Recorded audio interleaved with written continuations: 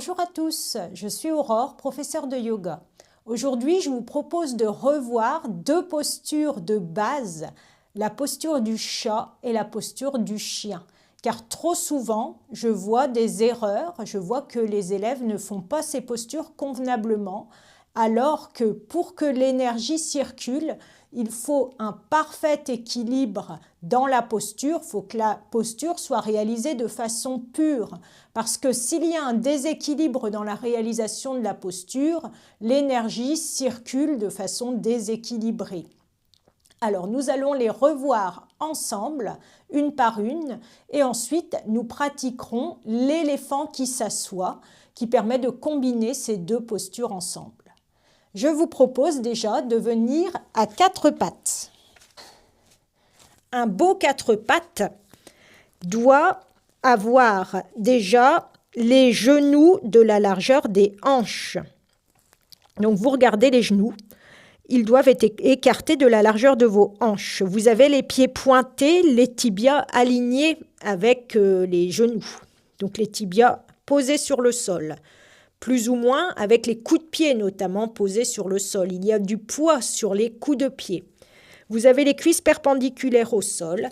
Vous avez les mains à l'aplomb des épaules avec les doigts écartés, bien écartés. Les index et les pouces, ils peuvent se regarder un petit peu.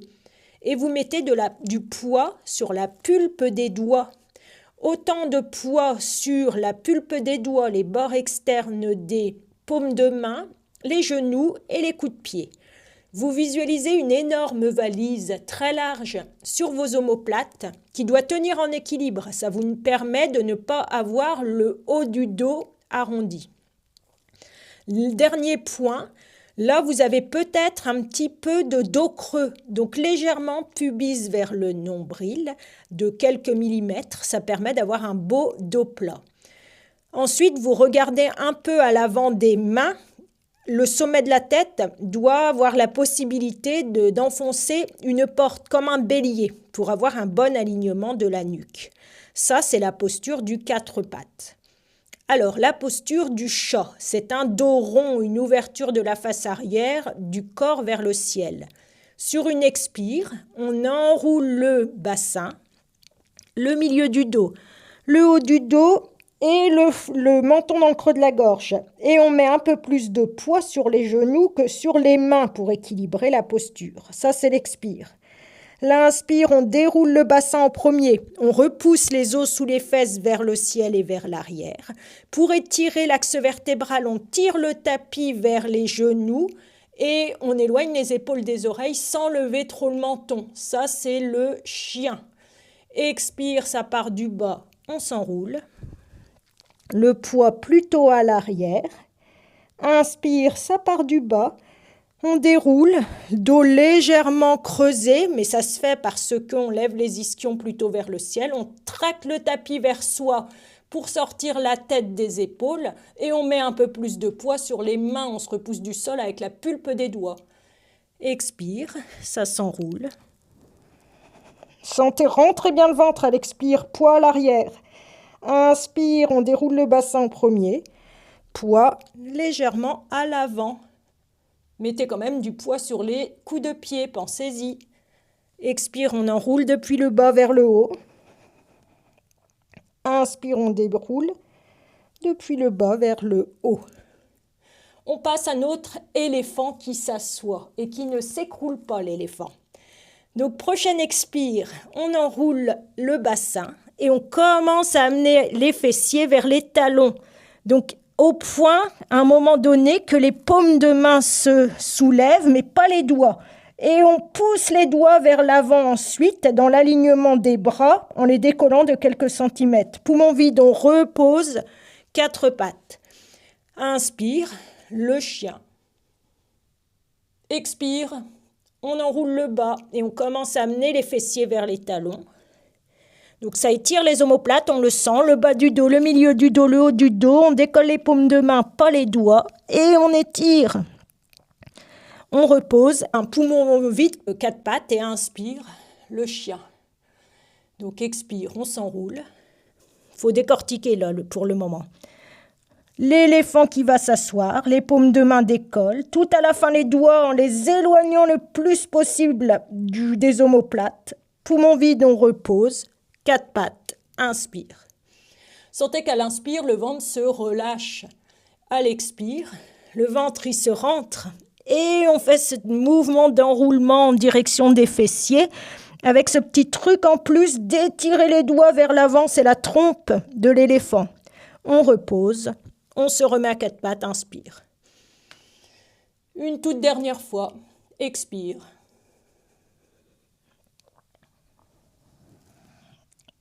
Étirez bien.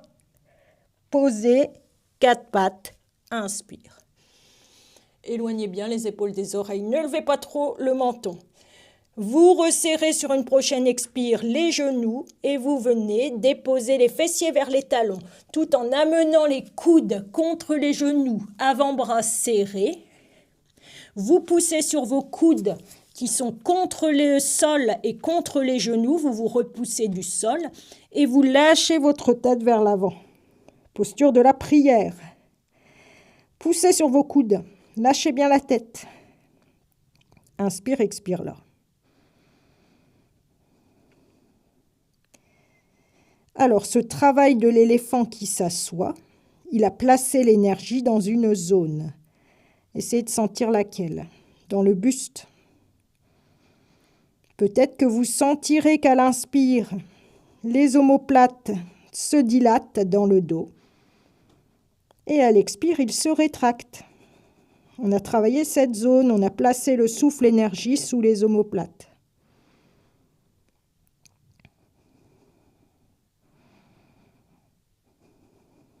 Lâchez bien la tête, laissez la tête, le poids de la tête étirer tout l'axe vertébral dans cette posture de la prière.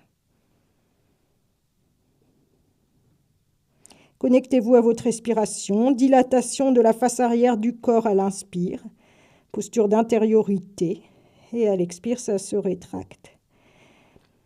Poitrine, c'est l'élément air. L'inspire est donc plus longue que l'expire. Observez.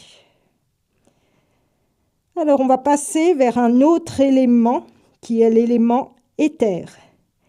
Pour cela, vous allez placer votre conscience sur un point infiniment petit et lumineux, pointe du nez. Continuez à vous repousser du sol avec les coudes, sinon vous vous étalez, vous écrasez plutôt, et ça n'ouvre pas l'espace au-dessus des omoplates. Donc repoussez-vous et portez votre conscience pointe du nez sur un point infiniment petit et lumineux. Inspire, expire là. Et voyez le souffle se suspendre, devenir de plus en plus fin, subtil, fluide, rapide, suspendu.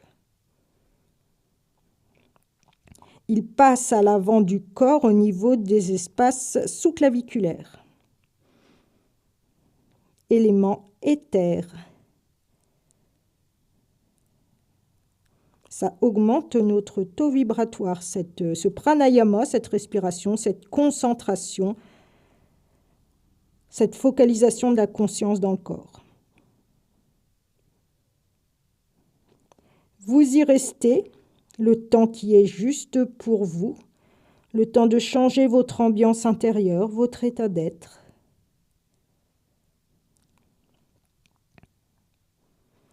Et quand vous le voudrez, vous déroulez la tête en premier, vous posez la main droite devant les genoux, la main gauche, vous vous repoussez du sol pour venir dans la posture du diamant.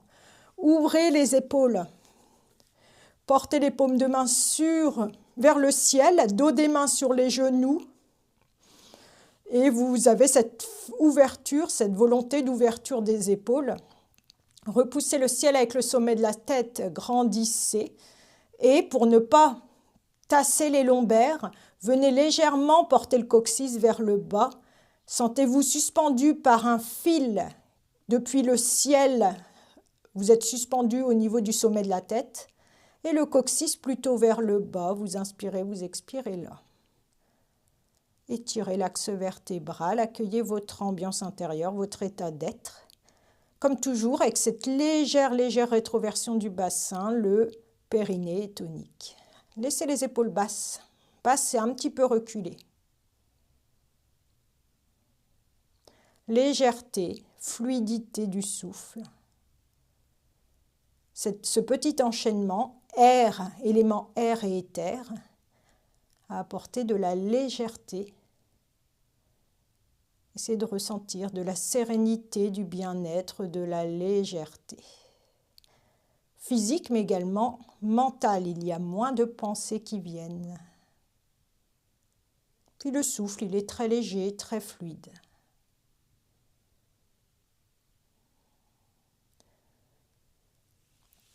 Quand vous le voudrez, vous pourrez venir vous asseoir de nouveau ou vous restez en posture du diamant, vous choisissez. Je vous remercie beaucoup pour votre écoute et je vous dis à bientôt pour une prochaine pratique. Namasté.